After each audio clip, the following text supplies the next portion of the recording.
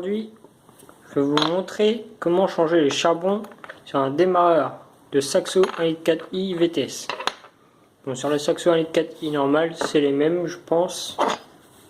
Donc, pour cela, il vous faut la clé de 13, à pipe de préférence, ou plate, une clé de 8, plate ou à pipe, et un tournevis cruciforme.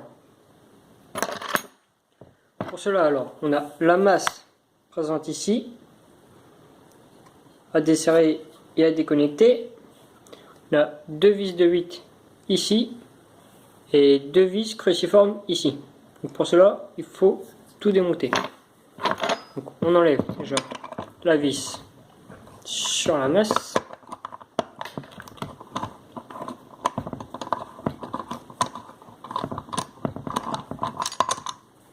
On la met de côté. On déconnecte la masse et on l'écarte tant qu'à faire. Ensuite, on dévisse les deux vis de 8.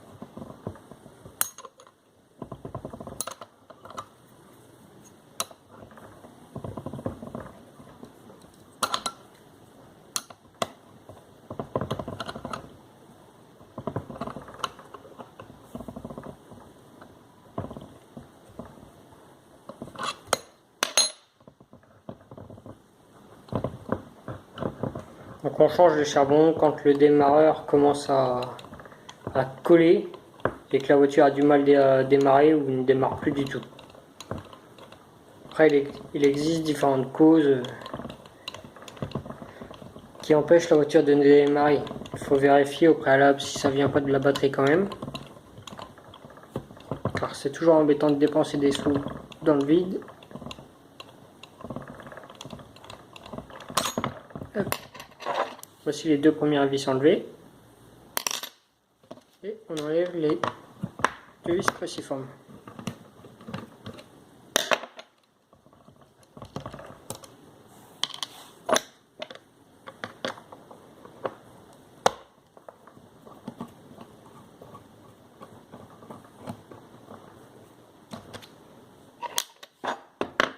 Hop.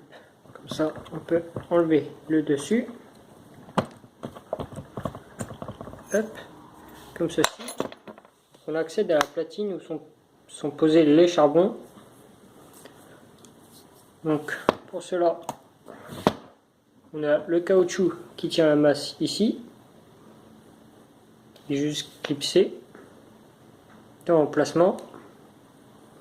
On lève la platine et les charbons sont tenus par des ressorts présents à l'intérieur ici. Il faut faire attention, pas les paumer. Il y en a 4, un par charbon. Donc on a, quand on commande, on doit avoir la platine et cette partie-ci, qui est la tresse de la masse. Pour cela, on enlève, on change la platine.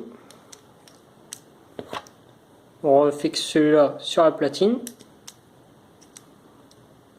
comme ceci. Pour cela, on refixe les charbons. Il faut remettre les charbons en place, mais par contre, c'est pas facile.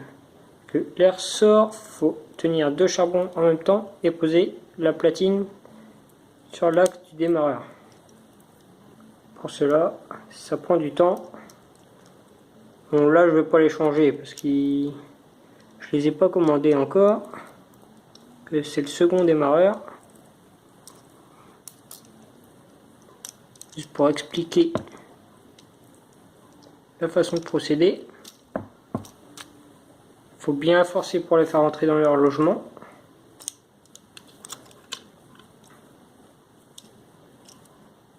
C'est pas évident.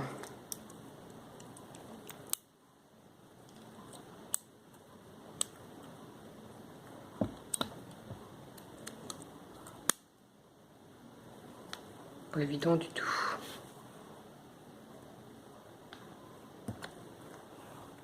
Ensuite, on replace. On essaie de tout replacer en face tout en tenant les charbons, ce qui n'est pas évident parce qu'ils s'en vont. Donc il faudrait les tenir de l'autre sens.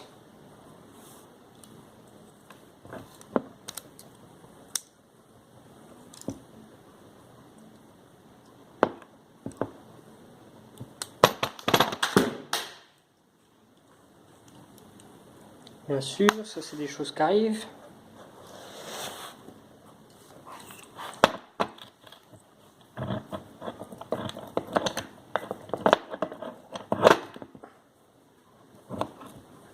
Hop.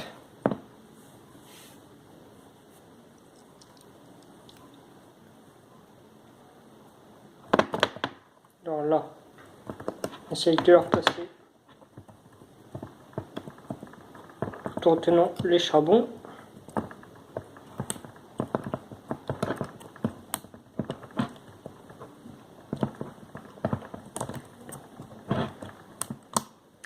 Ce qui n'est pas facile là, parce que je m'y prends mal.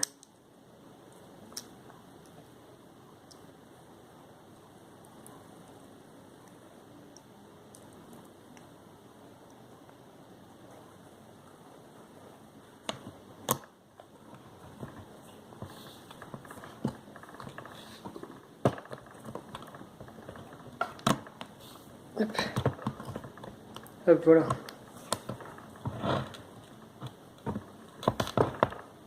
Comme ça, on fixe. On remboîte le caoutchouc de la masse dans son emplacement. On le reclipse.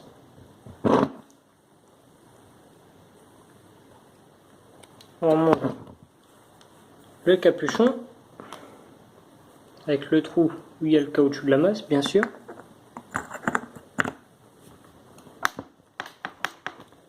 Il doit s'emboîter parfaitement pour qu'on puisse revisser les vis derrière.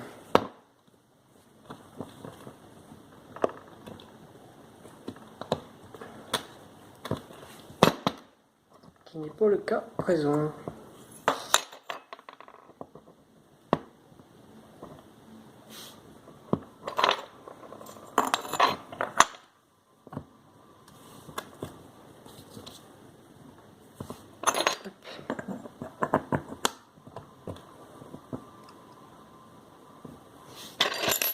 Alors pour cela, on fixe les vis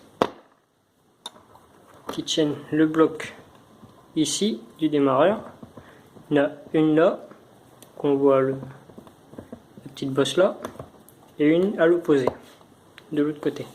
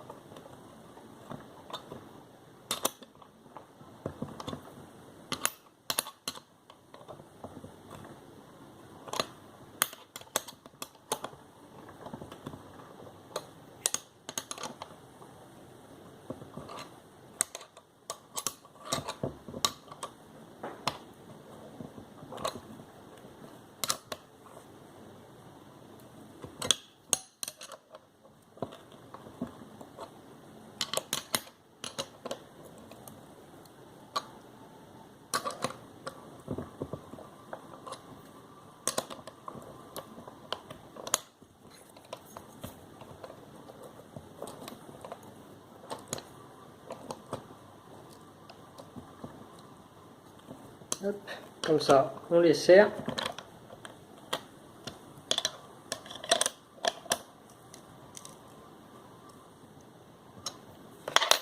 On met les deux petites vis cruciformes. En emplacement.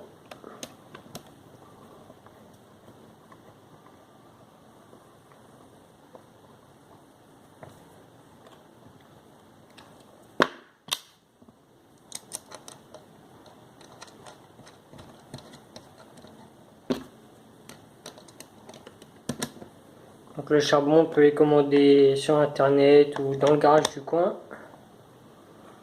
Pour une vingtaine d'euros à peine, avec la livraison.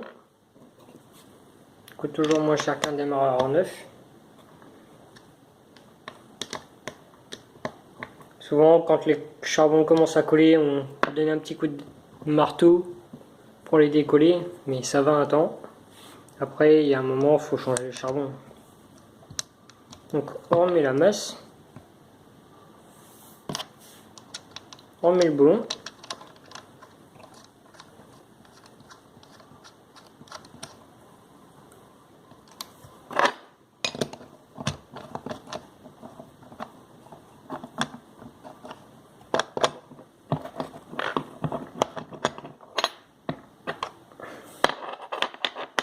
Il n'y aura plus qu'à démonter le démarreur.